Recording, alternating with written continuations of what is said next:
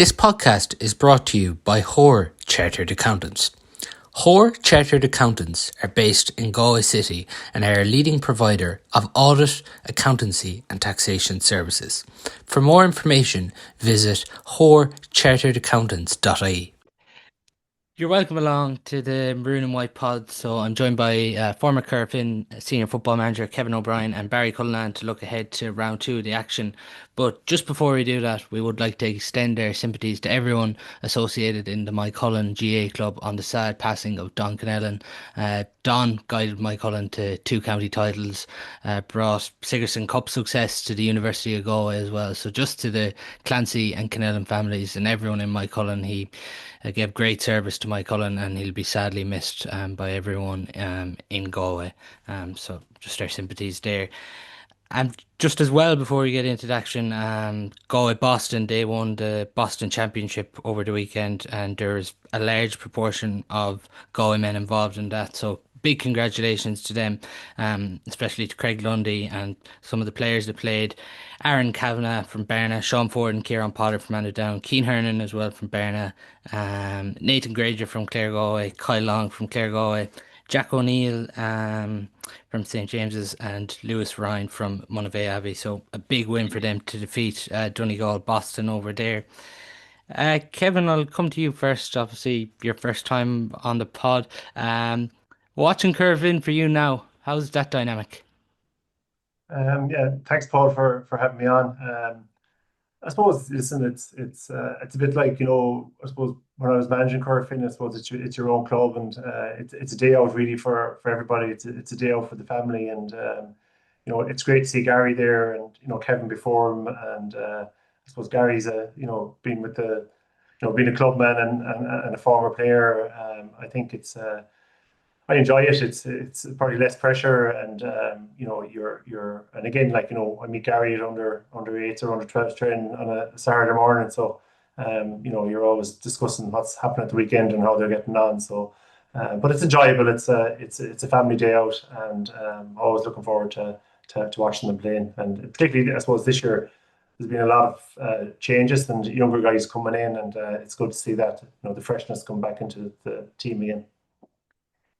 Kevin, I know since the Corofin involvement, you've obviously been involved with Scottstown in Monaghan behind the scenes there. Just on that, I suppose, how different has that been, I suppose, doing work in another county outside of Galway? Yeah, I probably find it refreshing that I probably got involved with them after finishing with Corofin, and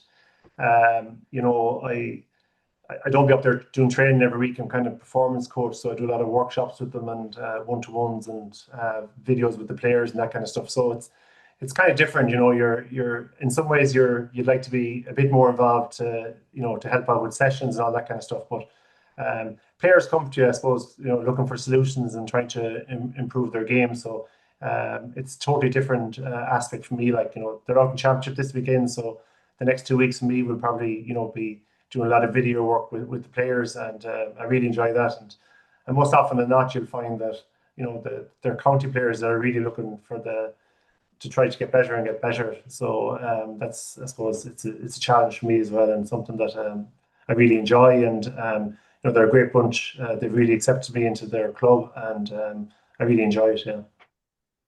That's really interesting. And just even on Corofin, Barry, former Corofin manager Kevin Johnson appointed Galway under 20 manager.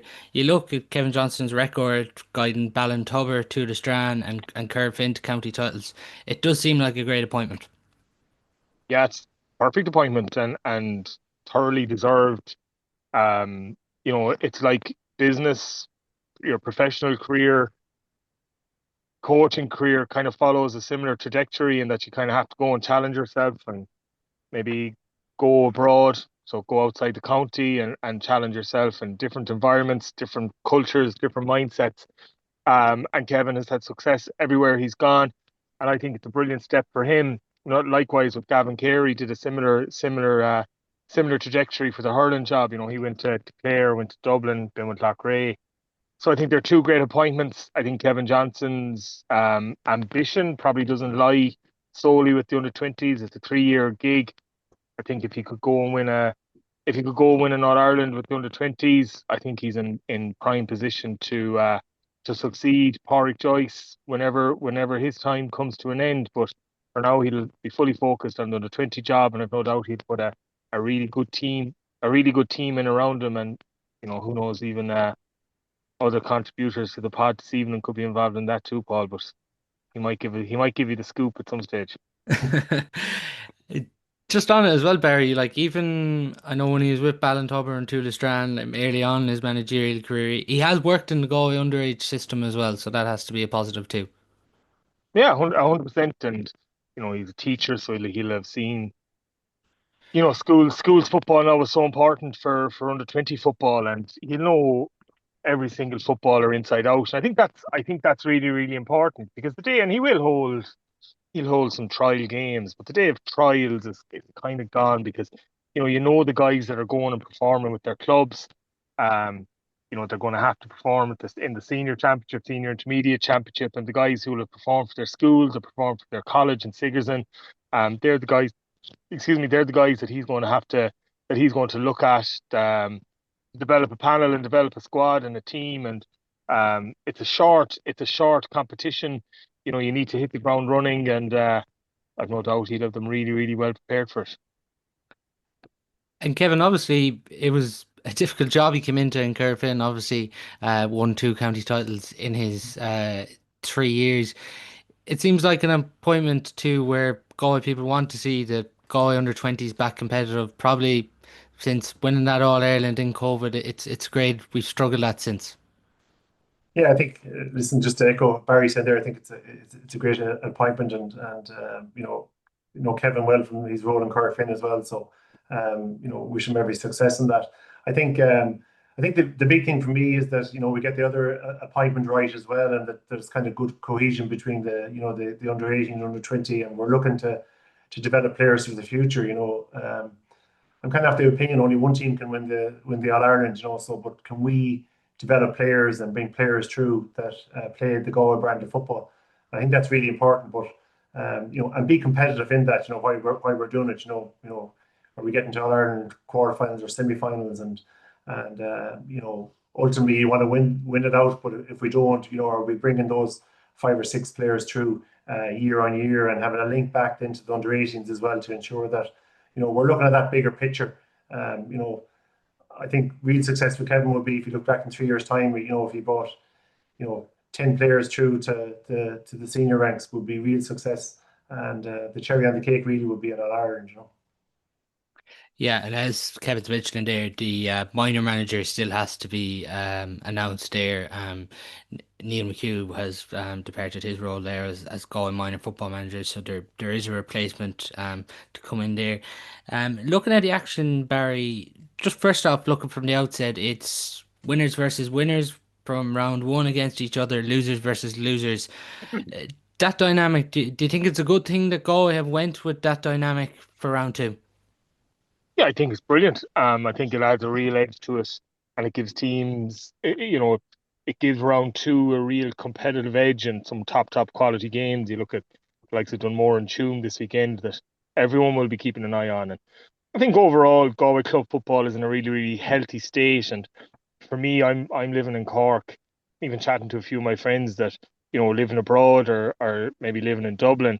The fact that we get to see all these games now with Galway GAA TV is it's a brilliant initiative. If there was one positive to come from COVID, I think it's this, that these games are accessible to people who can't get to them. You might go to one game and maybe not have the time to travel to the second game, but watch it on telly. So I think Galway GA, Stream Sport, and Galway FM deserve massive credit for the quality of show that they're putting on. And as I said, it's given real coverage to the club footballers who deserve it. And this weekend is going to be a really, really interesting weekend, because okay, the teams that have won last 2 weekends ago probably have a bit of a comfort in having 2 points on the board, but the teams that have lost 2 weeks ago, this weekend now puts huge pressure. And as I was saying to someone, there's teams that Friday night or Thursday night, when they trained 2 weeks ago, were licking their lips at the chance of having a real cut at this county championship and seeing where they could put themselves or pit themselves against the 4 or 5 top teams that come Sunday evening. They're going to be they're going to be in a real dogfight to try and avoid a relegation battle, and that's just how close this Galway Championship is and how condensed it is in some ways, which has its positives and its negatives, but it makes for interesting viewing.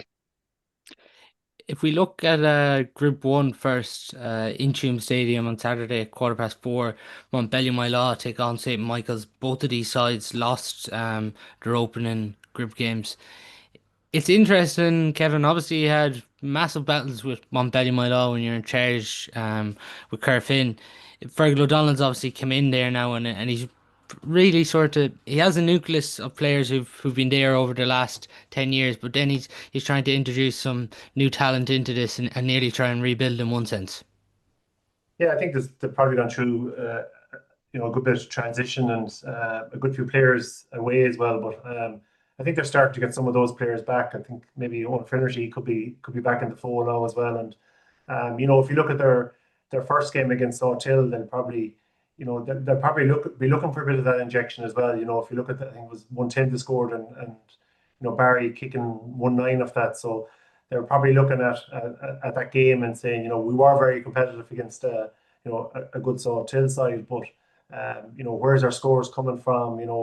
Where's maybe that creativity that they would have in the past, and that real fast running game that they were playing was probably absent a bit the last day. So I think that'll be a big focus for them. But I think if they get Owen back, a lot of their regular names are still there, and they've also brought in some youth as well and pace into their team. But I think they'll be if they're reflecting from the game the last day, I think they'll be looking at where can we get more scores from? If Barry's marked, where are they coming from? So I think that's a work on from them from the previous game. Barry, as Kevin's mentioning there about Owen Finnerty, he missed the first game, but if Montbellion can get him back on the pitch with Owen Finnerty, it's another scoring up thread up there, and it's massive for them. Yeah, and they need it. And if you're saying Michael's, Coley Kelly, if you're Eddie Hoare and Coley are sitting down, it's not, if Owen Finnerty isn't playing, it's not overly hard to try and pinpoint where Montbellion, Myloc's scores are going to come from. So Barry McHugh will come in for some very special heat and attention in this game, because they'll feel if they can cut down the free count and cut down what he scores from play, it'll put them in a great position. But if Montbellion can get Owen Finnerty back, Colin Murray back, I think they're big additions to them. But you have to say, for Montbellion Mylock, in fairness, no more than Corofin, it's a hugely transitional period for them as well. No, I did think John Daly was excellent the last day. I must say he gives them great drive going forward from 6. But they're down Michael Daly, they're down Patrick Kelly, as well as another, a lot of other guys that have gone away. So, it is transitional. I think Fergal O'Donnell was a really good appointment for them. Great experience, great character. I expect them to come through this one, but both teams now, particularly St. Michael's, will feel that this is the one that they're going to have to go after, because they'll have Sawtill in their last game, and that'll be a very, very tough appointment if they have no points after 2 games. It's nearly been a challenge for Michaels to come up, Barry, and everything, we know that, but I just think in the first round they didn't have Gary Higgins. They still don't have him. This is his last game he's going to miss with suspension, and obviously they don't have Brannigan this year. It's a big hammer blow to get when they're back up in senior football on their return this year. Yeah, and they got a tough group as well. Yeah. They got a really, really tough group. Like Oop Gerard will be a team that will be many people's fancies up at the Dunmores to kind of crack that top 4 spot, top 5 spot. A team with really, really big quality all over the pitch, late, with a couple of inter-county guys kind of mixed into it. And Montbellion, Mylock, great tradition, great history. Same with Sawtill, and great players, and same with Sawtill, Knocknacarra. So from the outset they were under pressure, and I thought that even looking at the program, there's a lot of names that didn't overly recognise. I think they introduced a lot of new blood into the team, and that's important for St. Michael's as well. But it's a difficult assignment for them to come up and then lose quite a number of players. So it does put them under the pump a little bit. And as I said, they will see this Montpellier game as probably being to avoid a relegation battle. It'll probably be the one chance that they get, because you would expect Sawtill, as I said, to take the 2 points in the last one. Just on predictions for this one, Barry, who are you going for and by how much? By how much is actually Yeah, as yeah. I have to be careful in this one, but I would say Montpellier maybe by the minimum. The minimum. I'm Yeah. gonna go Montpellier by 6 in that one.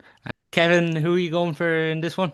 Yeah, listen. I think it's kind of winner takes all on this one because they're both for both teams. Ulster and Salthill in the last game is not something that would be a big challenge for them. So, I expect a big battle from Michaels, but I think particularly if Montpellier can get O'Flaherty back, I probably think Montpellier by 1 or 2.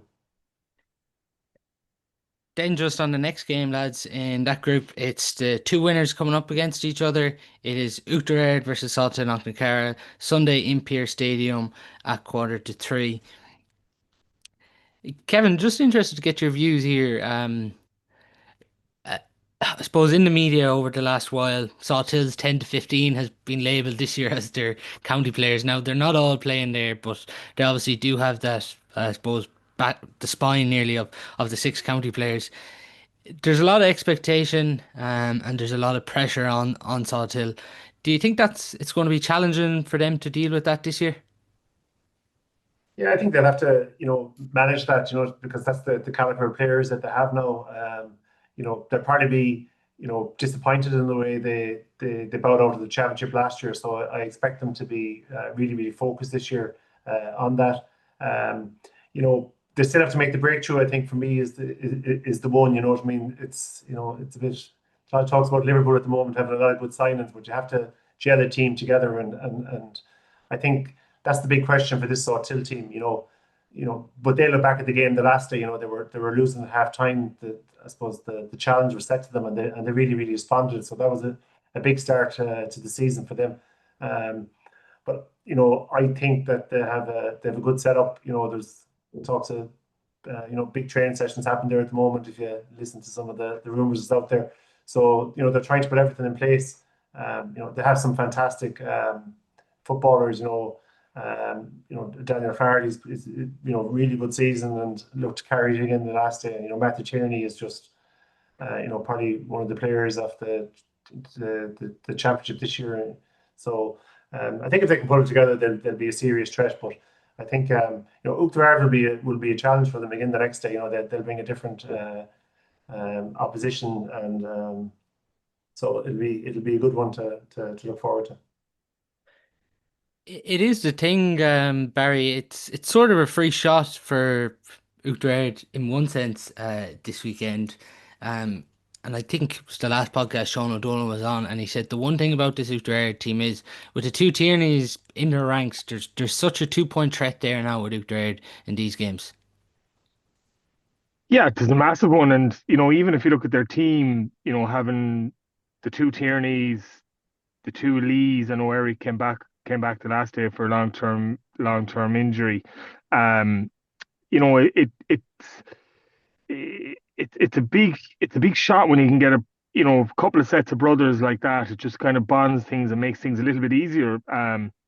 Makes things a little bit easier to fill the rest of the squad. And Eric Lee, really really good striker of the ball, good from dead balls as well. Same with Matthew Tierney, same with Inda Tierney, and I think Oughterard, I think Alan Murphy did great work with them, but I think they've kicked on a little bit, and I think they'll certainly like a crack at Sawtill.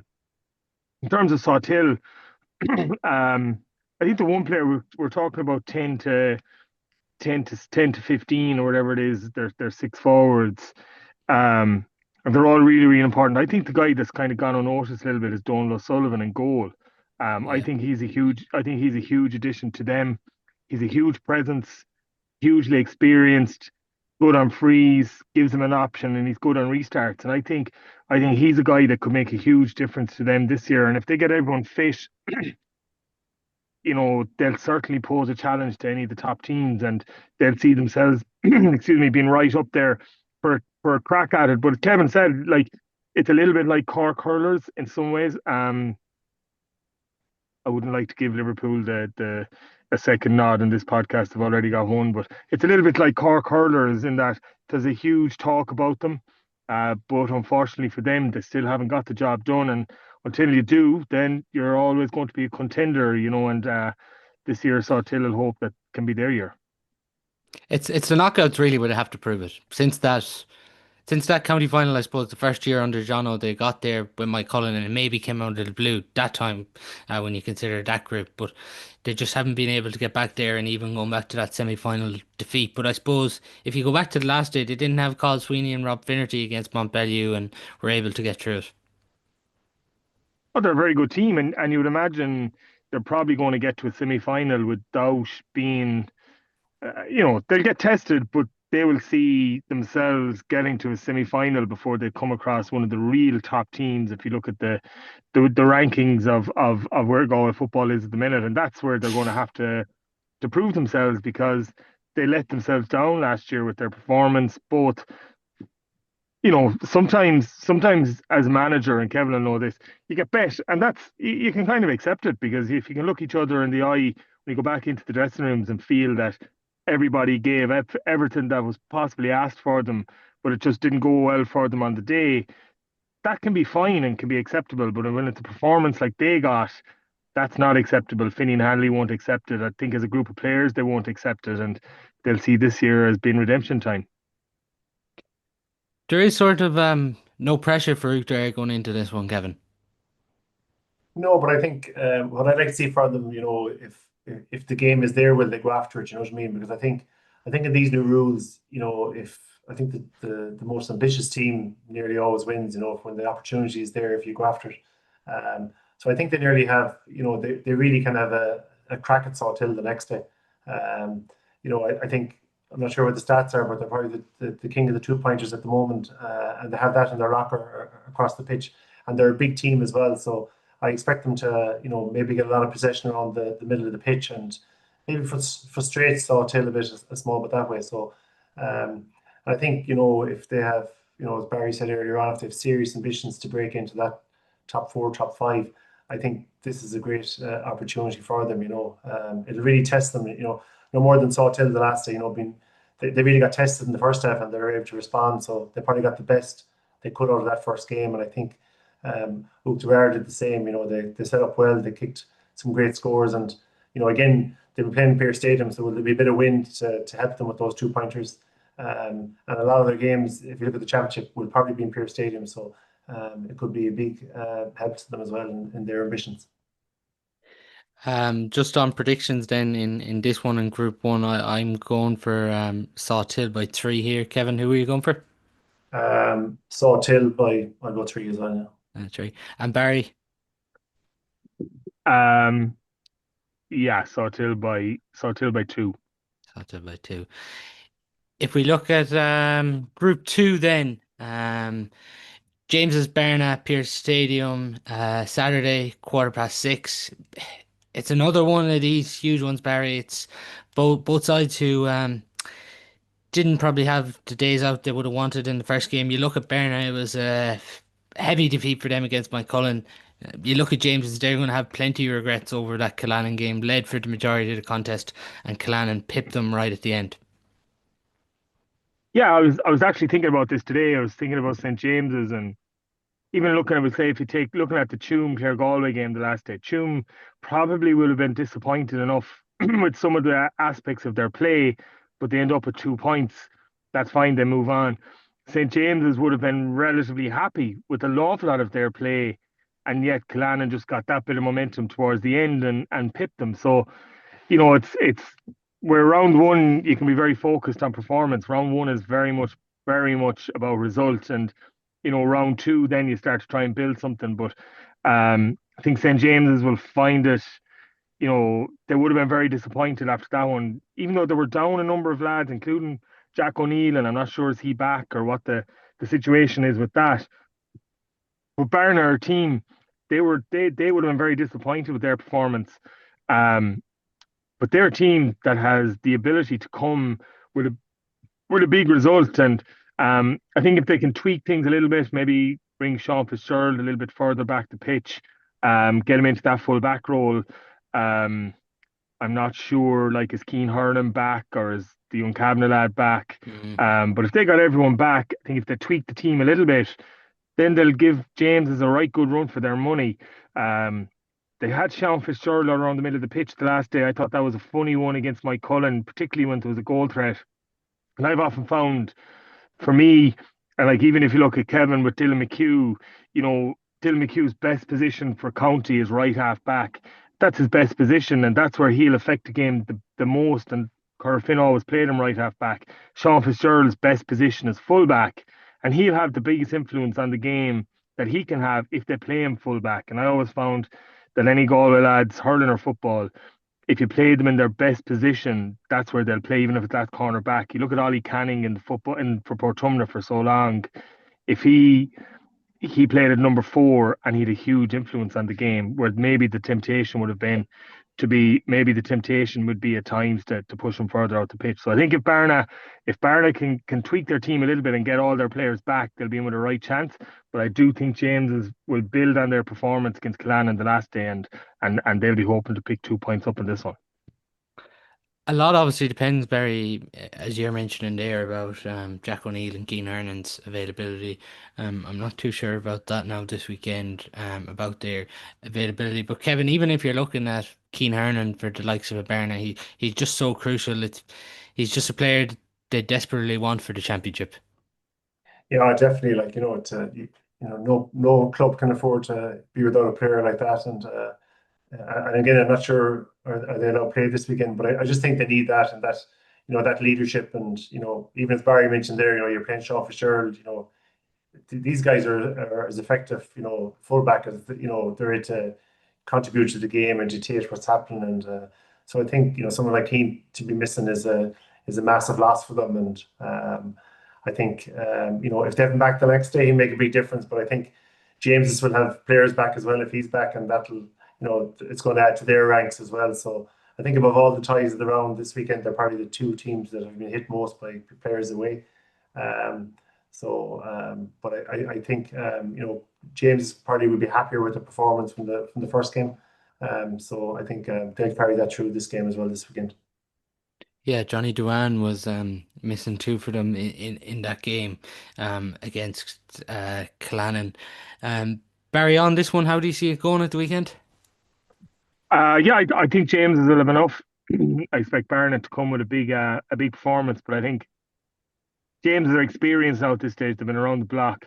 There's some good young talent. And as you said, I know Johnny was missing the last day as well. The good management team that are there. They're there quite a long time with them, and I think they'll just have enough to get through. So I'd say, for me, it's James's by 4 in this one. James is by 4. Yeah, I'm with you there in that one, but I'm gonna go James is by 6. I just think that game against they might call him Barnett, or they really didn't get enough scores, and I think that's where they could struggle again this weekend. So I just expect James to have too much there. Kevin, who are you going for in this one? James, to me, I think they have a big 2 point threat as well. So I'd say 6 or 7 to James is for maybe.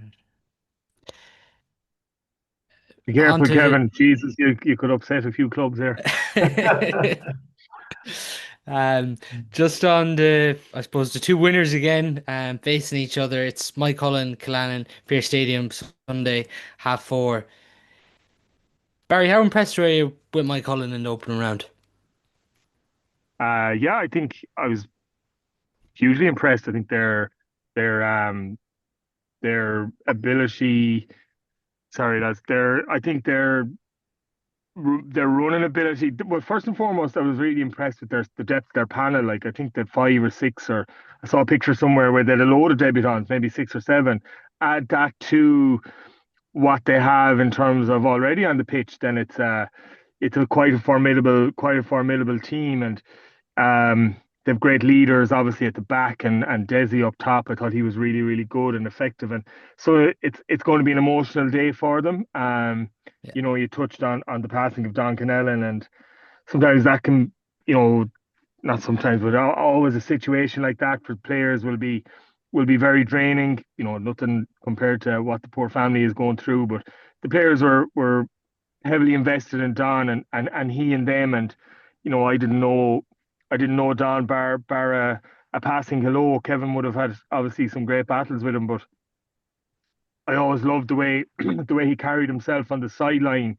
You know, as someone that's interested in coaching and management, he never looked like he was getting too excited, or he never looked like he was getting too disappointed. He always had that kind of a deadpan look, and talking to anyone that was involved with Don over in club or with Siggers, and you know, they had nothing but the height of respect for the man, and you know, just a brilliant club man, a brilliant family man, and he'll be hugely missed. And um, you know, as I said, it'll be an emotional day for Mike Cullen, but I think they have the quality to go and progress, and they'll see themselves as being in that top four bracket within the county championship. And if they get into that semi-final spot, then it's anyone's to win, and they'll fancy themselves as much as anyone else.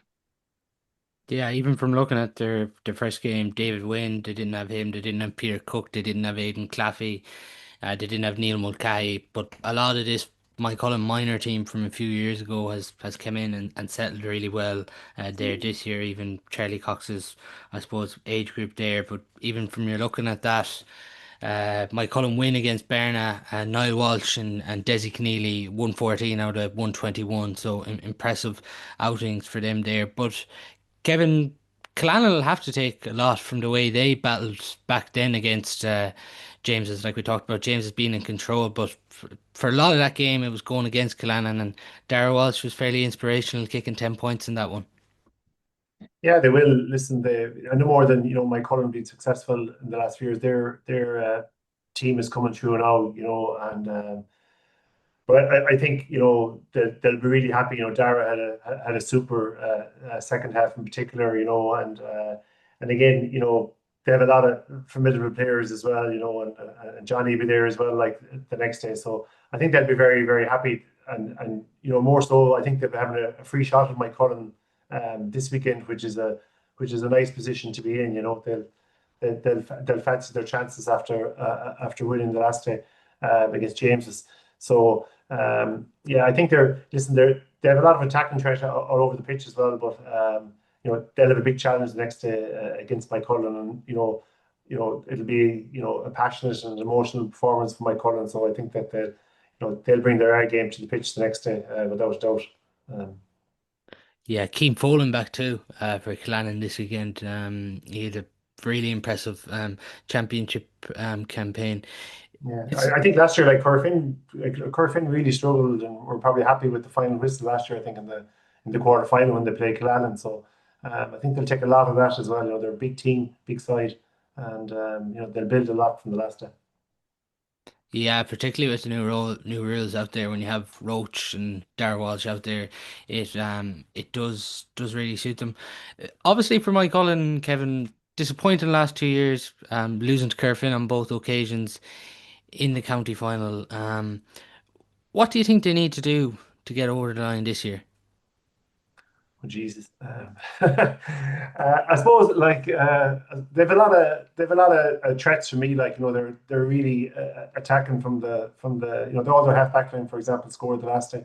They were very unlucky last year in the county final. Just things didn't go their way. They probably had at the start of the second half they had a good few wides maybe where if they took one or two of them probably would have sent them on the way. And with the new game this year, they probably have a way different threat, particularly if Peter's back, to kick those 2 pointers. So um, you know, they're close, like what I mean. It's not.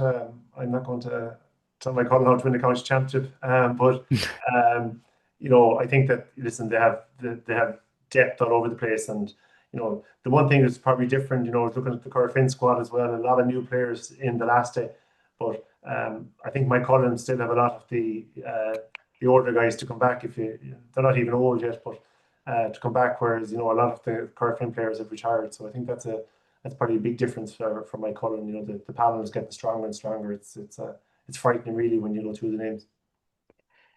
Barry, who are you going for in this one? I thought you were going to pull up a tactics board there and ask Kevin to fight.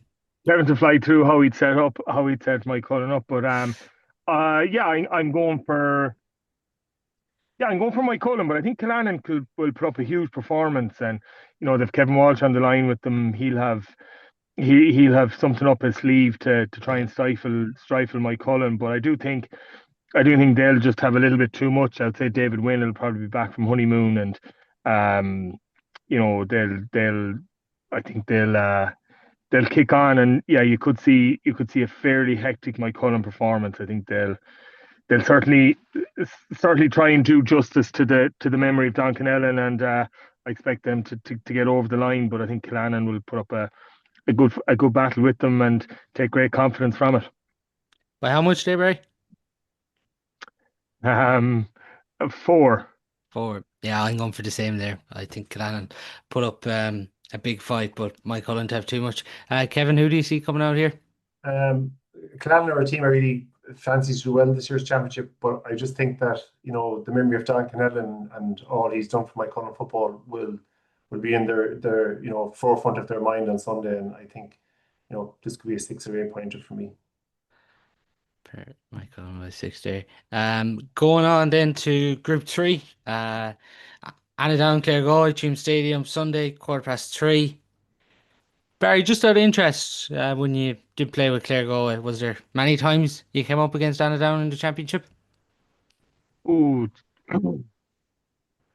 no, not in the championship, but we were in their league. We were in their league quite a bit, and um, yeah, we used to play them a lot actually in the league. And my own mother is from Annadown, so there was good rivalry there. And at the time, same vintage as Niall Coleman, so it was anytime we did play them, it was always a huge battle, and Niall brought everything that he could give to the table, and oftentimes he'd arrive in fresh from cutting a roof or working probably an awful lot harder than I had that day, and tear into the game and give a energetic and filled with quality performance as you were going to get. But they're really at a downward are a super club, super tradition, and going through a transitional period. And like even we spoke about this, about the before we came on, about the challenge for clubs to try and hold players is becoming really, really hard. And all across the board, we saw loads of teams with loads of new blood involved because they are struggling to keep teams and key players. Look at Clare Galway, Mark Rowan, Nathan Granger, and Barry Goldrick all gone. Annadown have lost a huge amount of players, just the likes of Ryan Ford, Kieran Potter, and obviously Damien Comer is, you know, out with an injury. So it's going to be a difficult game for both teams. I fancy Clare Galway. I think they played better. I think they were good against Tuam. Not perfect, but they played well.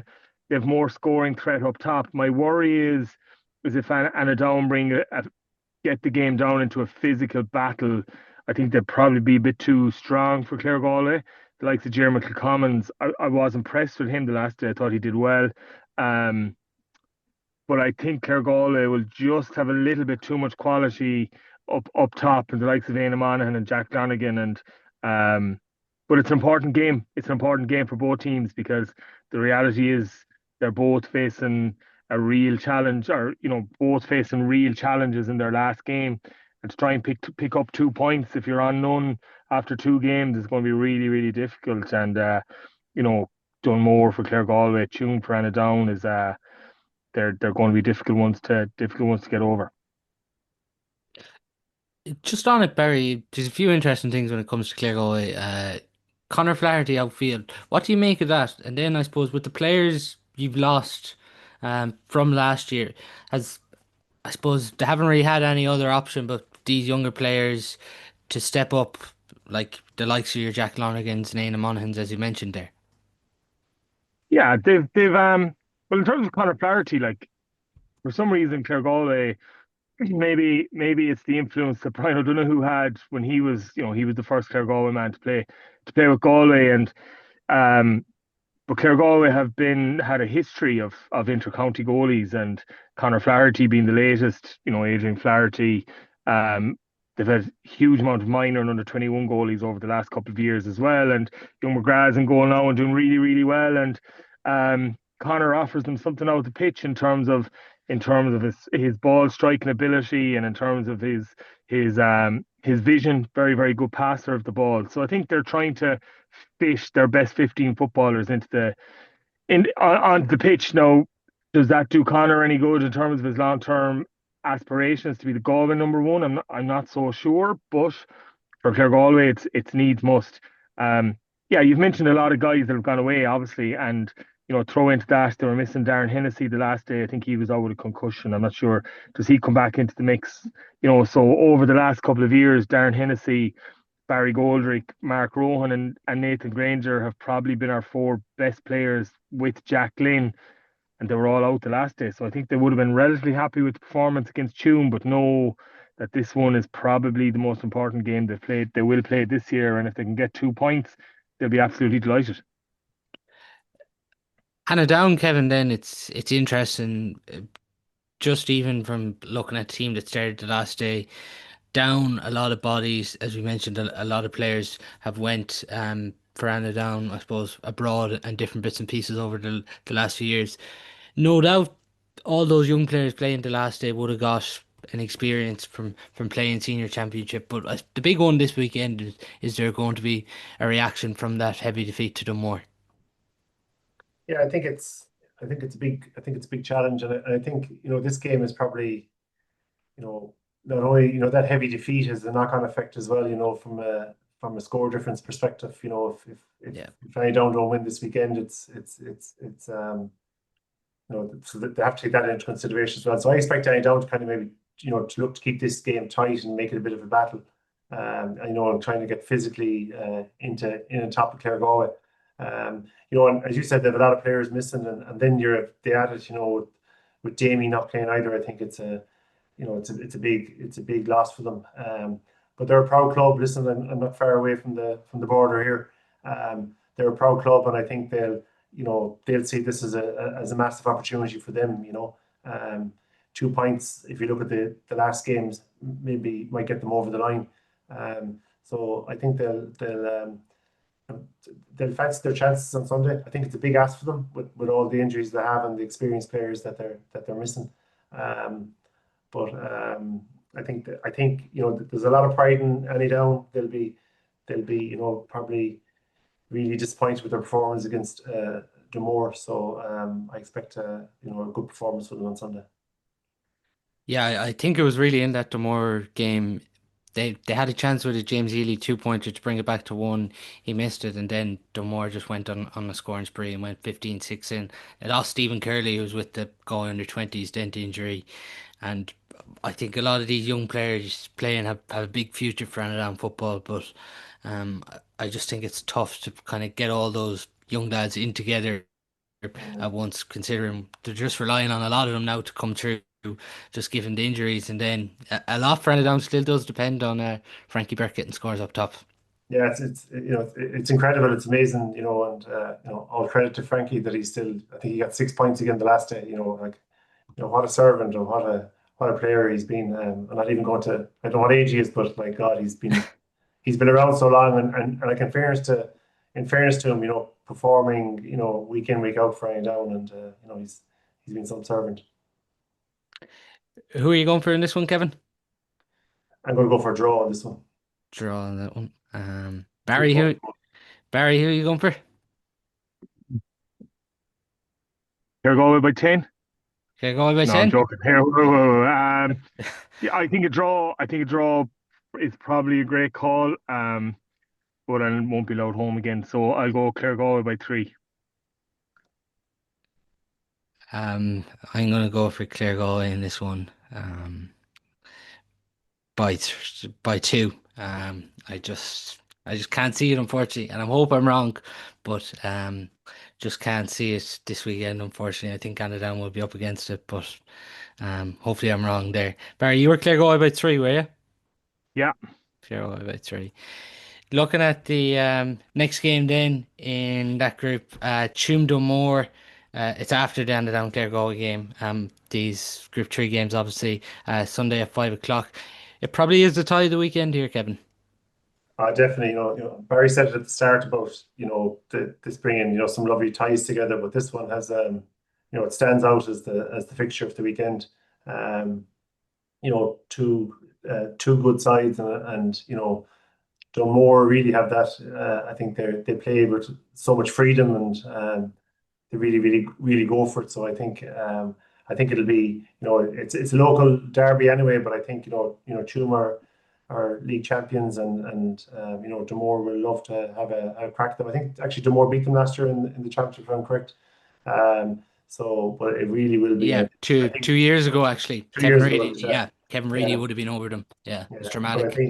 think I expect a big crowd in Tuam, and I expect an awful lot of neutrals to go to this game. I think it'll be a cracker. Barry, just on it because like Dunmore have made so much strides in this senior championship over the weekend.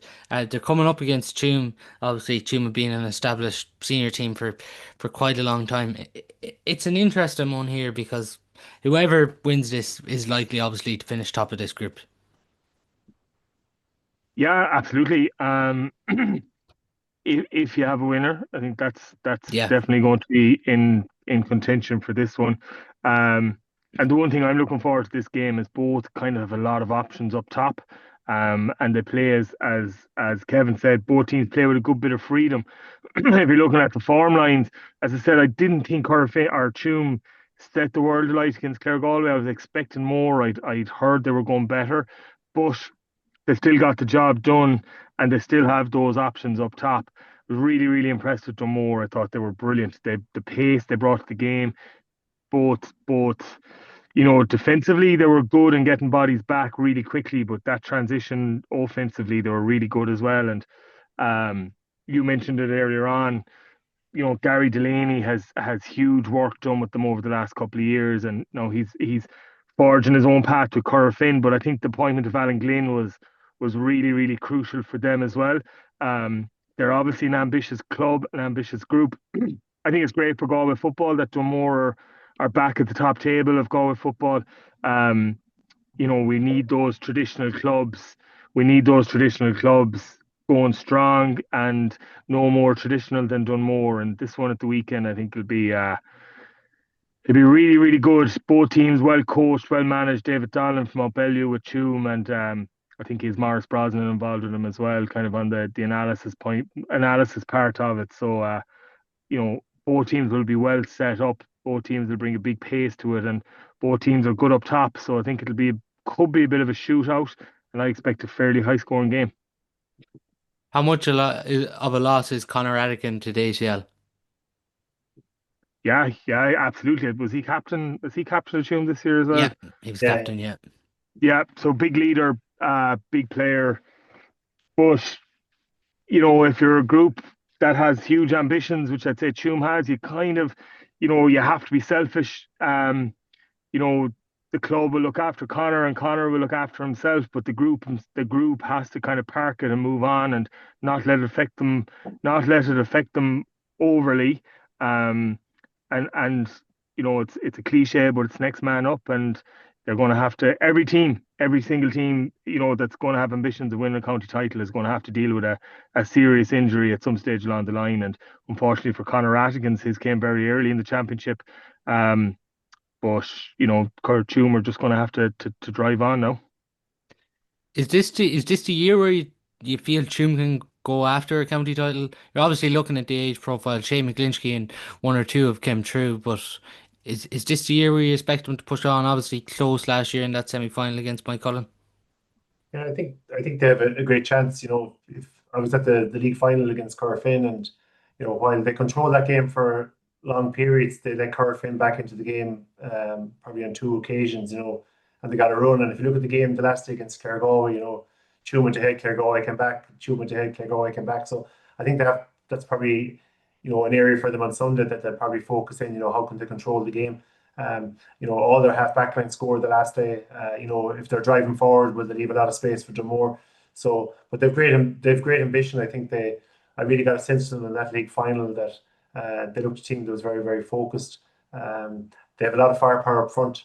with the Manions and Gruben coming in there as well, adding to the scoreboard. So, they'll fancy their chances. I think, Sunday for both teams will be a good measure of where they are. And but I think, like, the new rules really has brought in your kick out being so important. I think you're really going to see that on Sunday. If whoever owns the ball will have the firepower to put the game away. You even look at Dumore and they've such pace out around there. Kevin Shea McGrath was excellent against Down. Dylan Brady. There's real running power, and as you mentioned, real running power on the Tuam side too, particularly in the half back line that day against Clare. Yeah, they have that's really where I think that kick out option, and they're really really strong around that area, and if it's breaking ball, they have such an experienced half back line, and they won't be shy going in on dirty ball. So I think that's really I think the platform for them this year. I think that's an area of focus that they have. But Dumore are very very good. They move that ball with such pace, and then they're patient as well. And they have good management structures in place now with the last 4 or 5 years. And the Costellos up front are just are a joy to watch. And they're players really for the future with Galway. So I think it's really going to be a good game. Who are you going for in this one, Barry? I'm going to take Kevin's one from the last one. I'm going to go for a draw on this one. Fairly high scoring one, but I think it'll be tight. And you know what? I think both teams, if he offered it to them now, I think both teams will probably settle for one. But yeah, I'm going to go for a draw on this one. I'm going to go for Dumore by a point in this one. I think they could upset Tuam and turn them over here. Kevin, who are you going for? I think I'm going to go for a draw as well. I think it's going to be a high scoring draw. Maybe one team pulling by a point in the end, but I think a draw is where I'm sitting.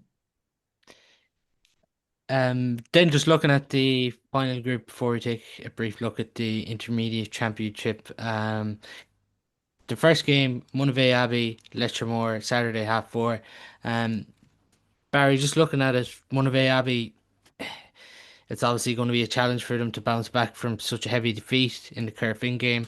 And for Letchermore, they'll obviously be disappointed from the first day out. There seemed to be a lot of expectation in Letchermore, and they obviously got 2 goals at the end of the game against Milltown, which probably flattered the scoreline in the end in that one in round one. Yeah, no, just as a complete tangent, we've mentioned the new rules quite a bit. I must say, any of the games that I watched in the first round of the championship, the refs deserve huge credit for adapting so well. And I think in Galway, we're lucky that we do have a lot of young, up and coming refs in Galway, and they deserve huge credit for the way they've officiated the games and let the games flow into the high quality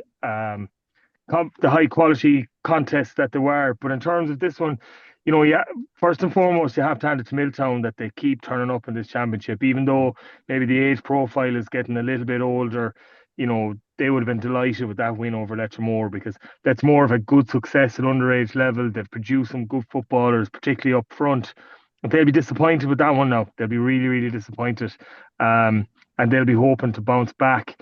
You would imagine the Monavea defeat mightn't hurt them overly in that they're not the first team to ship a fairly good beating from Corofin, and they'll know that Corofin are a standard just above them. So I think they could bounce back that little bit easier. I know they have a couple of lads away, that a couple of lads injured, and Killy McDade maybe didn't show the form. He might be just having had a long season, but I think if they can refresh things and Bunty and Mike Farrer get things right, they'll have a right crack at Letchermore. But I would expect the disappointment of the Milltown performance might get something out of Letchermore, and they'll certainly see this as an opportunity to get 2 points, and jump into the final round of the competition, hoping to pick up another two that would see them maybe come out second. How much do you see Letchermore winning this one by, Barry?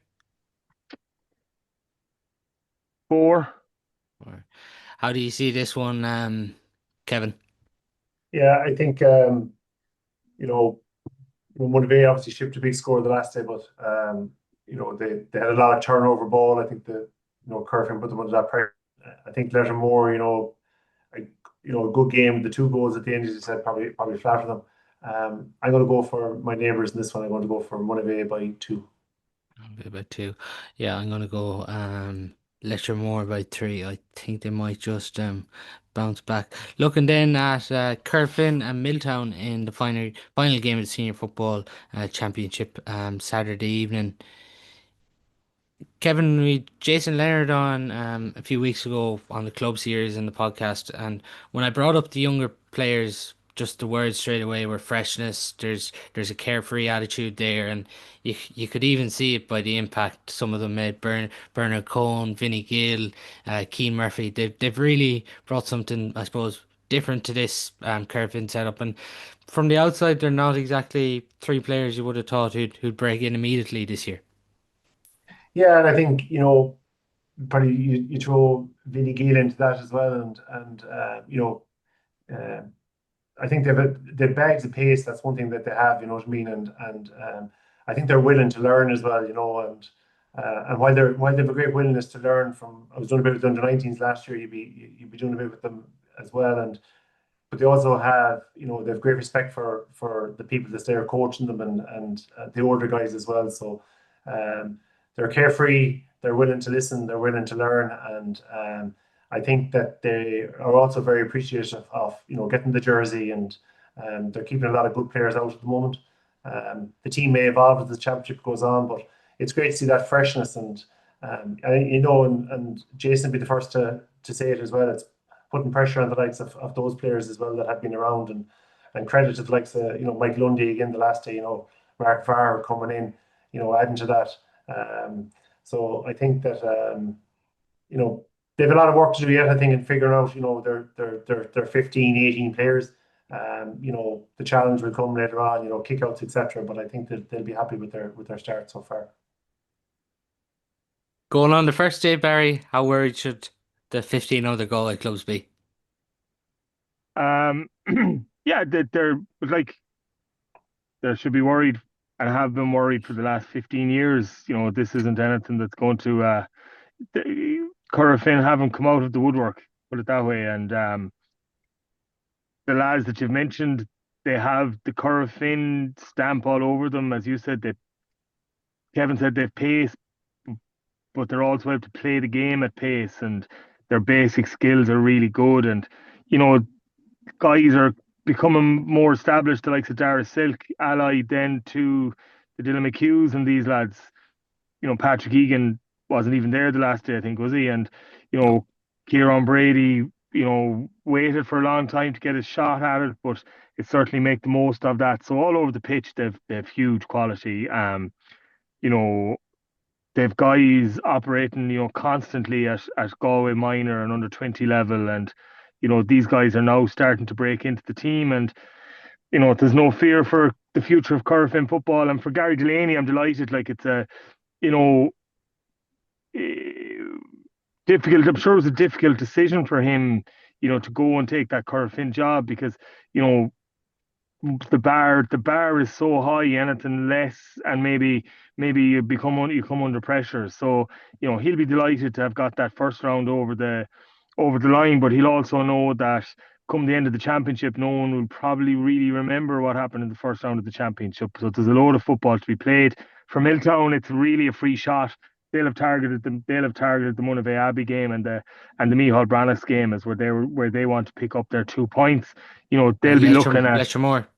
or sorry, Yeah, Lettermore, yeah. and yeah, so they'll be when at the start of the year they would have looked at Lettermore and Monavea Abbey as where they were going to pick up their 2 points or 4 points. Um, they'll use this game to kind of stress test any kind of strategies they have in terms of kickouts and stuff because they're not going to come up against better opposition. So Just it's a good test. just on it with Milltown, like if you look at the forwards of Mike Martin, Mark Hare, Liam Costello, O'Manion, they are forwards that the new rules is suited to, and that's the one thing Milltown do have to their advantage. Yeah, and they're like they're good forwards. In at club level, at county level, you lose a bit of pace and then you're under pressure. At club level, you lose a bit of pace, but if you're still a really quality forward, you know, you're going to affect the game in a positive way. And that's why Micheál Martin and Mark Hare are still doing it for Milltown and still producing the goods like Frankie Burke. You know, but unfortunately, they're going to come up against, for them at the weekend, they're going to come up against top class defenders that aren't going to give them the space that they got against Lettermore, and they'll find it that little bit more difficult because the quality has risen from their last game to this game. The quality has risen of opposition has risen, beyond anything that's measurable. So it's going to be a huge test for them. It is really admirable, Kevin, when you look at what Milltown have done again. They've come again. A lot of people writing them off in that first round again, but really impressive performance against Leicestermore. Yeah, they were really, really good. And I think, we said it already, but if you take away that last 5 minutes, they were exceptional. And, Michael Martin again, Mark here, they really have a lot of teams, they have that 2 point threat as well. And, they have an awful lot of good, pacey players then supporting that as well. Like, Godwin's there as well. Like, so, they'll be happy. And I think both teams will go into this game at the weekend saying we have a bit of a free shot. I think Corofin will look at, a big physical team around the middle of the pitch, good bit of pace in the forward line and good scoring threat. So they'll see it as, how can we perfect our game for the challenges ahead. And I think Milltown will also take the same approach as well, because they'll probably, in all honesty, look at the last game, both teams, and say, listen, we should be able for those. So I think both will go with a mindset, a learning mindset this weekend. What can we get out of the game? They both want to win, obviously, but I think they'll have other objectives for this game as well. Who do you see coming out on top here, Kevin? Corofin, definitely, I have to say that. Corofin probably by 3 or 4. Right. And Barry? They go again now, Kevin. I think Corofin by. Look, I don't think I'd be insulting anyone in Milltown by saying Corofin by 7 or 8. I think they'll probably just have a little bit too much quality up top for them. Yeah, I'm similar to you there. I actually think Curvin by 9. I think it'll be close, but they'll finish strongly here in the last quarter to have too much. If we look then at the Intermediate Championship, Group 1 on Saturday at 2:30 in Cullinane, Ormore Mary and Micheál Brannocks. Barry, in this one, the loser of this, if there is a loser at 4 o'clock, is going to find it very difficult to turn their season around here. And this is hard to believe, because if you're looking at this group, you obviously expected Ormore Mary to push on with the underage success they've had coming through, and Brannocks too. I figured they were at this age now where they're going to push on this year, so it's a huge clash for both of these clubs. Yeah, look, they're both teams that will see their the intermediate championship in general. It just has become so competitive now because you've only 16 teams in the senior championship, and both teams will have been disappointed with the outcomes the first day. But it'll be a real test for each of them now to see how they bounce back. And unfortunately, if you want to progress and play senior football, you got to win this intermediate championship, and it's not easy. And um, each team is going to see them.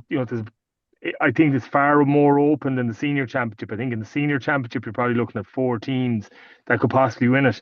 The intermediate championship, you're looking at 6, 7 teams that will all fancy their chances of going up. And this is a big test for Ormore to see how they bounce back. How do you see this one, Kevin? Because very surprisingly for both of them to lose their first games, really, they were both favourites going into both of their games.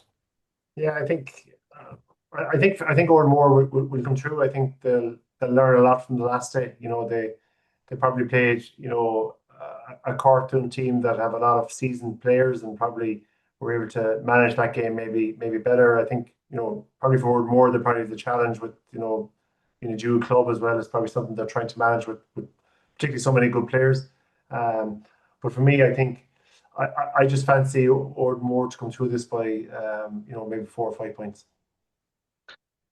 Yeah, I'm going to go for the draw here. I think Killian O'Connor back for Micheál Branagh. Not having him in the first round is huge, and I expect a big reaction from more and more too. Barry, who are you going for here? Um, I'm going to go to more by one in this one. I think Mark Ronaldson will kick them home. Or more by one. Look, and then the two winners meet each other in Group One as well. It's St. Brendan's, Corting Shamrocks, Duggan Park Sunday at 2 o'clock. Um, Similar to what we were talking about in the senior, the winner here, Kevin, puts themselves almost guarantees themselves knockout football. Yeah, I think the two wins last were two super wins for them, and I think they've a lot of flair up front. You know what I mean? And they had that kind of they started the game well as well. I think Brendan's the last day. Um, I think for this game, really, I think it's going to be a tight affair. I think both teams are going to maybe be conscious that they're kind of this will get them through. So I kind of fancy a draw on this one. I think that it'll be cagey enough affair, and I'm going to go for a draw on it. It is when you look at it, Kevin. For Brendan, you have Paddy Downey and Rory Cunningham up front. They did a lot of the scoring, but Cortoon, in fairness, really impressive victory for the major. And Fairley was only able to come on at halftime, but like they're going to get huge confidence here. Oh yeah, and listen, if you go through the names in that team, like they have a lot of seasoned campaigners, that are able to, manage out a game. They're strong defensively. They're always well set up, and they always perform as well. Like that's one thing you can say about Corton when they turn up. They're a hard team to beat. They'll be very very happy to, as I said, to get the win the last day, and they'll navigate their path and they'll fancy their chances. I think in this intermediate championship. Yeah, I fancy Brendan's by three here. Just really impressive. The way they dispatched Brannock's 316 to 112, and as I mentioned, Downey and Cunningham really impressive there at the weekend. Barry, how do you see this one? Yeah, I think Brendan's might have a little bit too much. Really impressed with what they're doing over the last number of years. I know. Is Joe Canny still down there? But No, No, Joe he's not. Kenny. No, No. no. okay. Well, he had been down there doing a good bit of work, and they're an ambitious club. They're well run behind the scenes as well. So I think Brendan's will be looking to secure that knockout football and put them one step closer to try and get them back up to senior football. By how much, Barry? Two. Two, two. We look at Group Two then. Cashran versus Corofin's second team, 2:45 on Sunday. Cashran sit on 2 points, Corofin sit on one. It's a set of unique circumstances, you could say, this weekend in this one, Kevin. Yeah, it'll be interesting. You know what I mean? It's I think Carstran, a very good win the last day. They lay down a big marker against St. Gabriel's. They have a lot of good young footballers coming through. They have a score threat. There's one or two players. I think Alan Morris has probably come back in for them as well. So and then you have the Corofin on the other side. I think they have a lot of youth and experience in that intermediate team. You have players like Rowan Stevens, Barry O'Donovan playing there, so they'll bring a lot to the table as well. So and a lot of their players, Connor New, Glenn McHugh, a lot of them have senior experience as well. So it'll be a fascinating game. I'm going to have to go for Corofin, obviously, by 2 or 3. And I think the difficulty here, when you're playing a second team, particularly for Corofin, is you're really looking for that. In these tight games, that leadership to come through. That you're in a lot of teams, you're getting that from your inter-county players, and that's going to be the challenge for Corofin. But I fancy them to. I'm going to go for them this way, 2 or 3, but it's going to be very very tight. Really impressive, Barry Cashran's opening round victory against Gabriel's rather comfortably for them in the end. But even as Kevin mentioned there, some of the young players, even Johnny McGrath's younger brother, Richard McGrath there, settled in really well. Ronan Keneally still racking up big scores because it was a difficult year last year for Carstran, went through some difficult defeats, but they really seem to have bounced back at intermediate so far anyways. Yeah, well, and we've seen that over the years. The team that goes down generally respond well and bounce back well. And Carl Strand would have been kind of a bit maybe put out that they weren't in the conversation when teams were talking about intermediate champions, and they reacted really well. And they're certainly not going to want to be bet by Corofin's second team. And it's amazing all the you'd wonder sometimes if there's someone looking at these groups that they can put all these close neighbours together with the likes of Tuam and Dunmore, Claregalway and down, Cardiff Strand, Corofin. So I actually think Cardiff Strand might go and win this one. I think the leadership Johnny McGrath has shown, the last day, and even in the senior championship, he always carried the fight, and I expect him to keep doing that. And um, I just see Carl Strang maybe getting over the line by one in this one. Yeah, I'm gonna go with Carstran here. I think they won by six in the end. Just really impressed with that performance against them. I think 218 to 8 in the end. So it was definitely a statement of intent, and confidence has to be high for them after that one. We looked then at it's on earlier in Kenny Park as well at 1 o'clock. Illinois and Gabriel's on Sunday. Illinois point Kevin obviously with Corofin the first day probably have regrets over that, and Gabriel's as we mentioned heavy defeat for them in the first round. Yeah, I think the Iron Islands had a lot of wides, particularly against Corofin the first day out. Missed a lot of chances. I still think they'll be happy with the point to kind of to get them off the board. It probably sets them up well. I'm not sure how good Gabriel's were. I don't know a lot about them, but it was probably they shifted a big defeat. So I kind of fancy our Islands come through this one by maybe 5 or 6. Yeah, Barry, obviously Colm O'Brien's came back in the last while for Illinois, and he's a massive boost to them. And obviously Stephen Joyce back again, his second stint with them. He really brings that stability to the islands. Yeah, he's just a great footballing man and a great footballing brain, and he'll bring people along with him. And it's a testament to football and Ireland that they keep showing up, and they keep being competitive. I worry maybe they might have missed their opportunity to win this intermediate championship. They were really, really super team 4 or 5 years ago, and maybe just have missed it a little bit. But look, they have Colm O'Brien on, brilliant player, and obviously Sean Mulcairns. I think he was really good as well the last day. So they'll have too much for, I would imagine, too much for St. Gabriel's. They will come out of the group, but I just don't know where they have they lost maybe a slight edge in going to compete at the real at the real business end of it. Aaron, by how much there, Barry? 7. Seven. Yeah, I'm similar with you there.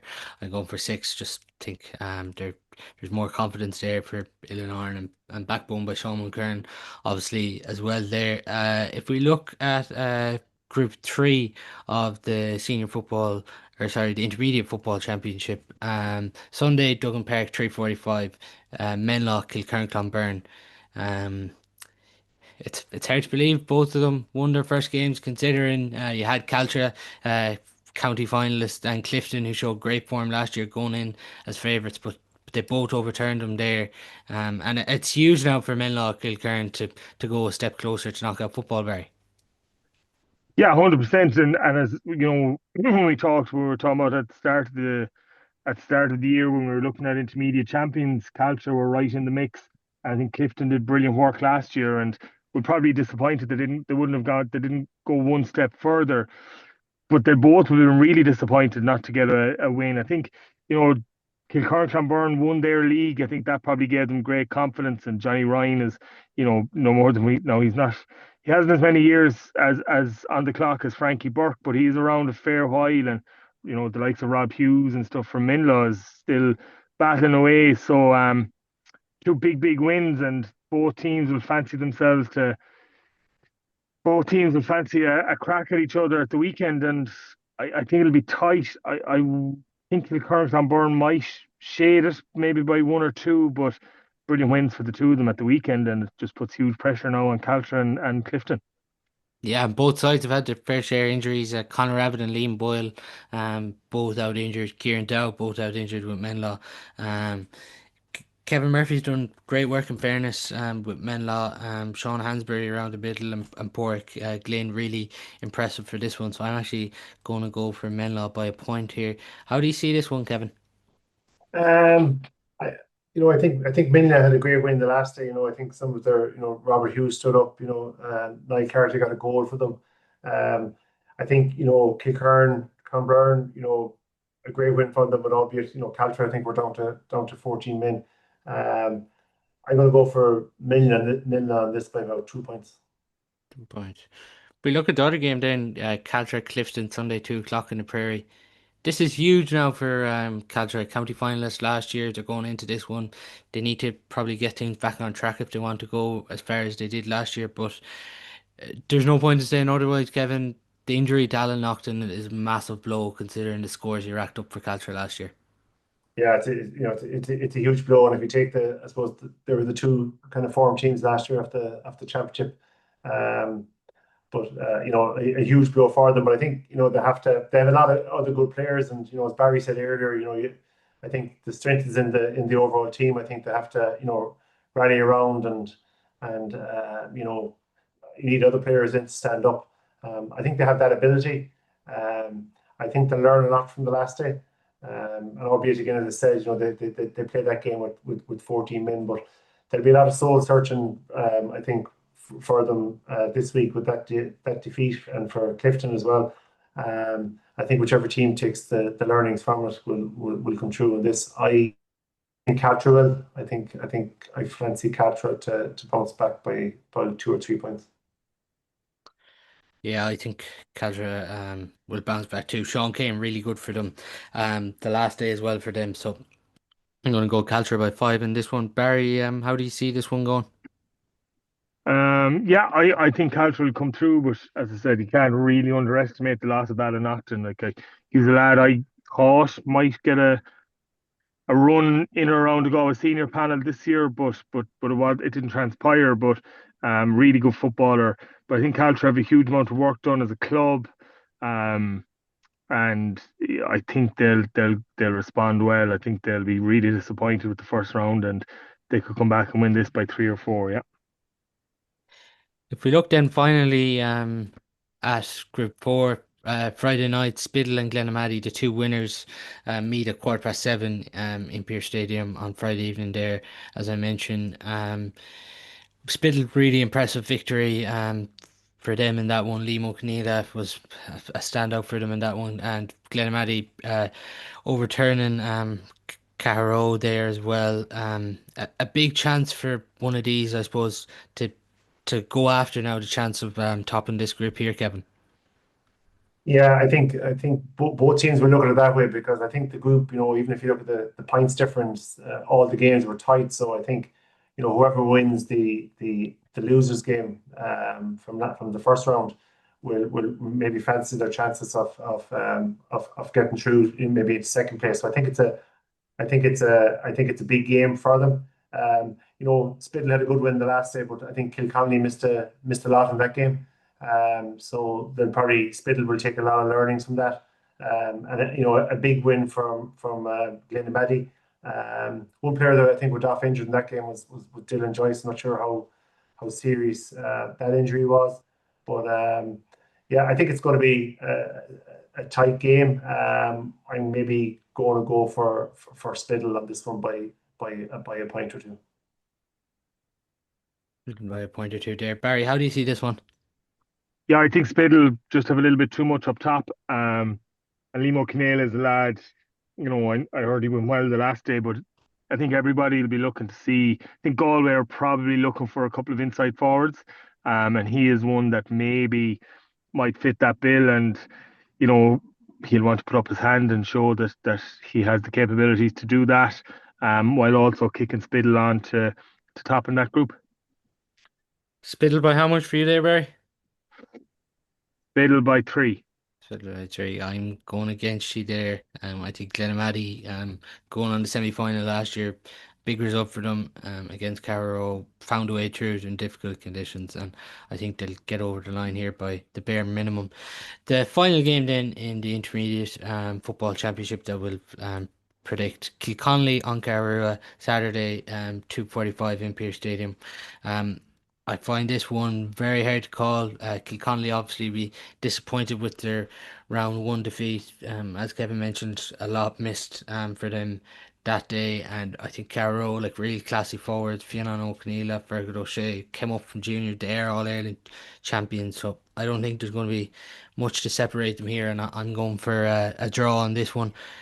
How do you see this one, Kevin? Obviously, it's a huge tie for both of them now. Yeah, massive. Listen, I think Carrow coming up, their bounce back, I think has been excellent. And I think they'll take a lot of positives even from defeat the last day. I think Kilconnelly probably played better than they probably deserved more out of the game the last day. They showed great character. I think they were 6-7 down at one stage and came back. A lot of their big players, in Paul Mannion, Niall Daly, Teddy Kerrigan all played well for them. They were relying on them again the next day. I think this is really, really, really going to be close, but a few of the Kilconnelly lads that came if I don't give them the nod in this one by a point or two, so I'm going to go for Kilconnelly. And Barry, final call on this one. Yeah, I think both teams have good sets of forwards. But I think Niall Daly could give Kilconnelly the edge around the middle of the pitch. Niall played a fairly pivotal role in that Galway All Ireland run in 2022, and maybe has just fallen out of favour slightly. And I think if he can get up and running in the middle of the pitch, Kilconnelly will have a good shout in this intermediate championship, and I think they'll have too much for Carrow, so maybe Kilconnelly by 3. Okay, by 3. That is all we do have time for on today's show. All 16 games predicted there between the senior and intermediate championship, and we'll be back, of course, next week with a review of all the action. But Kevin and Barry, thanks very much for your time. Thanks, Paul. Cheers, Paul.